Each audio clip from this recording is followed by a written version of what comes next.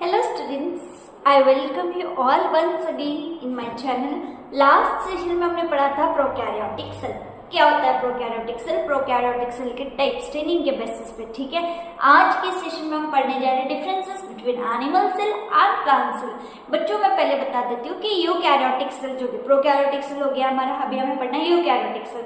सो eukaryotic cell के कितने type है बच्चों? दो टाइप, एक की है प्लांट सेल, एक है एनिमल सेल। ये दो टाइप किसके वजह से पड़े हैं? On the basis of cell wall. किसके बेसिस पे पड़े हैं? Cell wall. जिसके पास सेल वॉल होती है, किसी के पास सेल वॉल नहीं होती है। सो इसलिए आज हम पढ़ेंगे कि एनिमल सेल और प्लांट सेल में क्या डिफरेंस है। देखते हैं फिर animal cell and plant cell. तो सबसे पहला पार्ट वही लिखेंगे जिसके बेसिस पे इनको डिफरेंशिएट किया गया। किसके बेसिस पे डिफरेंशिएट किया गया? इनको सेल वॉल के बेसिस पे। तो एनिमल सेल में बच्चों सेल वॉल नहीं होती, cell wall is absent. Animal cell में बच्चों सेल वॉल एब्सेंट है, जबकि प्लांट सेल में सेल वॉल क्या है? Present. Cell wall is present. ये हो गया पहला डिफरेंस, ठीक है। सेल वॉल के बेसिस पे कितने टाइप है? दो, animal cell and plant cell. Animal cell में सेल वॉल एब्सेंट है, जबकि प्लांट सेल में सेल वॉल प्रेजेंट है। अब क्वेश्चन ये है कि मैम प्लांट की सेल वॉल भी पेप्टिडोग्लाइकन से बनती है क्या? तो नहीं बच्चों, प्लांट की सेल वॉल जो होती है वो सेल्यूलोज से बनती है, अलग अलग कंटेंट से बनती है, बट वो पेप्टिडोग्लाइकन से नहीं बनती है।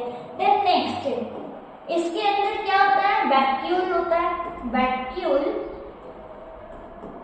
Is small. एनिमल सेल का बच्चों वैक्यूल कैसा होता है? स्मॉल। जबकि प्लांट सेल का वैक्यूल जो है vacuole is large. Plant cell का वैक्यूल कैसा होता है? Large and occupy 90% of cell. Cell में 90% जगह कौन रोक के पड़ा हुआ होता है? वैक्यूल। किसमें? प्लांट में। बट एनिमल सेल में वैक्यूल बहुत छोटा होता है या फिर वैक्यूल नहीं होता है। वैक्यूल क्या है ये पता करने के लिए आप मेरा ओवरव्यू ऑफ सेल वाला सेशन देख सकते हैं। सेल के जो ओवरव्यू का सेशन मैंने लिया था उसमें मैंने वैक्यूल के बारे में बताया था। एक बार दोबारा बता देती हूँ। वैक्यूल जो होते हैं बच्चों, वैक्यूल का काम होता है फूड को स्टोर करना। सो प्लांट को हम कभी पानी देते हैं, कभी नहीं देते हैं, कभी उसको हम फर्टिलाइजर्स देते हैं, कभी नहीं देते हैं, हमारी मर्जी पे होता है। तो प्लांट्स को तो खाना चाहिए होता है, तो वो खाना वो कब बनाते हैं? जब भी बनाते हैं तब उसको क्या कर लेते हैं? स्टोर कर लेते हैं। सो वो किसके अंदर स्टोर करके रखते हैं? वैक्यूल के अंदर। इसलिए वैक्यूल का परसेंटेज प्लांट सेल में कितना? 90%। मीन सेल में 90% जगह कौन रोक के रखता है? उसमें वैक्यूल रोक के रखता है। बट हम एनिमल्स जो होते हैं, हमें जब भी भूख लगती है हम खा लेते हैं, चर लेते हैं, यहाँ खाएंगे वहां खाएंगे, सब खा लेते हैं हम, ठीक है। हमें ऐसे स्टोर करने की रखने की जरूरत पड़ती है क्या? नहीं। तो हमारे बॉडी में वैक्यूल जो होते हैं, बॉडी में सेल्स में जो वैक्यूल होते हैं वो छोटे होते हैं या फिर सेल में वैक्यूल्स नहीं होते हैं। अब यहाँ पे जो न्यूक्लियस होता है बच्चों, एनिमल सेल का न्यूक्लियस कैसा होता है? It is large and at centre. Animal cell का न्यूक्लियस कैसा है बच्चों? बड़ा है और कहाँ पे है? सेंटर में। जबकि प्लांट सेल का जो न्यूक्लियस है ये कैसा होगा? Small. Nucleus is small and at periphery. Periphery means side में पड़ा हुआ है। ऐसा क्यों?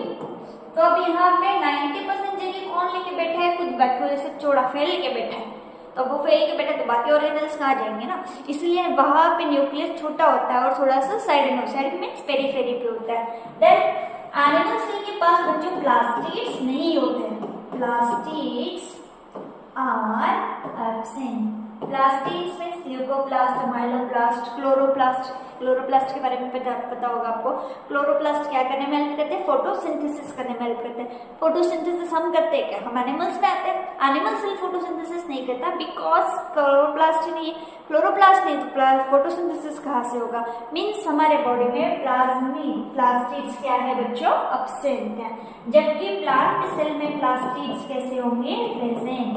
Plastids are present. किसमें प्रेजेंट है प्लास्टिड्स? प्लांट सेल में प्रेजेंट है, ठीक है।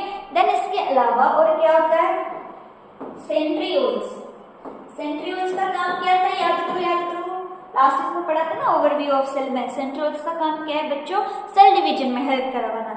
Centrioles are present in animal cell, while centrioles are absent in plant cell. Ma'am अगर प्लांट सेल के पास सेंट्रियोल नहीं है तो क्या प्लांट सेल डिवीजन नहीं करता है? ऑफ कोर्स करता है, बट उनमें सेल डिवीजन अलग तरीके से होता है। सेल डिवीजन को वहां पे सेल वॉल परफॉर्म करवाता है। इसके पास बेचारे के पास सेल वॉल तो है नहीं, तो कुछ तो भी चाहिए ना इसे सेल डिवीजन करवाने के लिए।